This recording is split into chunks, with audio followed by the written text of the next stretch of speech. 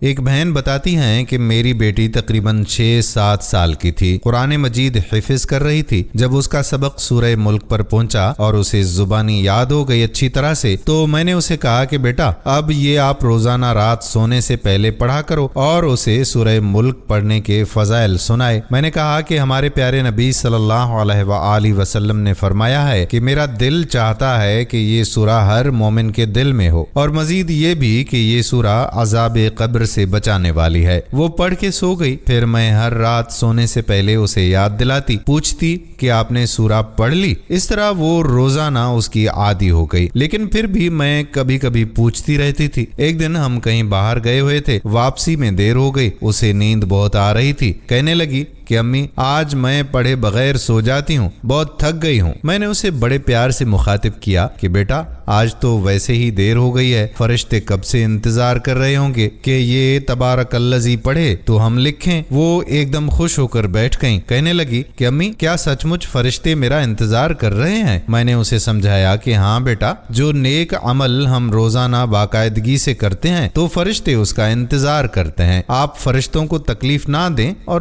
پڑھ لیں۔ وہ خوشی خوشی پڑھ کر سو گئی۔ پھر کچھ دن بعد کا واقعہ ہے۔ ایک دن صبح اٹھ کر مجھ سے کہنے لگی کہ امی رات مجھے بہت نیند آ رہی تھی، میں سورہ ملک پڑھے بغیر سونے لگی تو مجھے آپ کی بات یاد آ گئی کہ فرشتے انتظار کر رہے ہوں گے، تو میں نے پہلے سورہ ملک پڑھی اور پھر سو گئی۔ میں نے بے اختیار اس کی پیشانی کو چوم لیا، اسے شاباش دی، اللہ تعالیٰ کا شکر ادا کیا۔ اسی طرح جب سورہ کہف پر پہنچی تو بھی میں اسے جمعے کے دن یاد دلاتی۔ وہ کھیل رہی ہوتی تو میں کہتی کہ کوئی بات نہیں بیٹا، کھیلتے کھیلتے ہی پڑھ لو، آپ کو تو یاد ہے نا۔ وہ کھیلتی بھی رہتی اور پڑھتی بھی رہتی۔ کبھی بہت اہتمام سے بیٹھ کر تلاوت کرتی۔ اب سب بچے تو حافظ نہیں ہوتے، تو مائیں مغرب یا عشاء کی نماز کے بعد ہی بچوں کو سورہ ملک دیکھ کر پڑھنے کا عادی بنائیں۔ اسی طرح جمعے کے دن سورہ کہف اور دیگر صبح شام کی دعائیں پڑھنے کی عادت بنائیں۔ کہنے کا مقصد یہ ہے کہ ہم بچوں کو اچھی باتیں بتاتے ہیں، دعائیں وغیرہ سکھاتے ہیں، مگر ان سے عمل کیسے کرایا جائے یہ بات اہمیت رکھتی ہے۔ ماں باپ بہت خوش ہو کر بتا رہے ہوتے ہیں کہ ہمارے بچوں کو اتنی دعائیں ماشاء اللہ یاد ہیں، اور جب ان سے پوچھا جائے کہ بچے ان دعاؤں کو موقع پر پڑھنے کا اہتمام کرتے ہیں تو جواب اکثر نفی میں ہوتا ہے، نہیں جی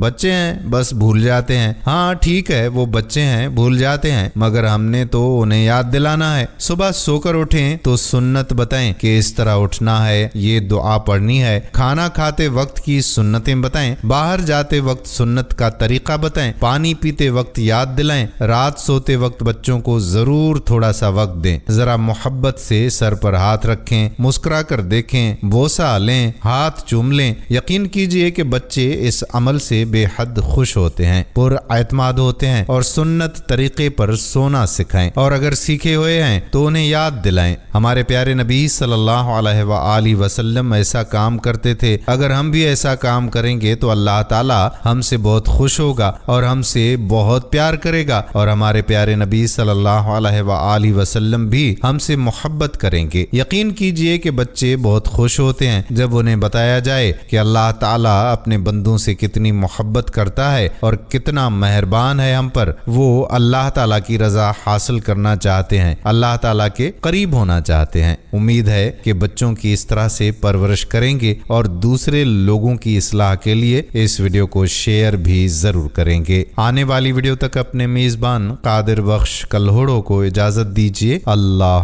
حافظ۔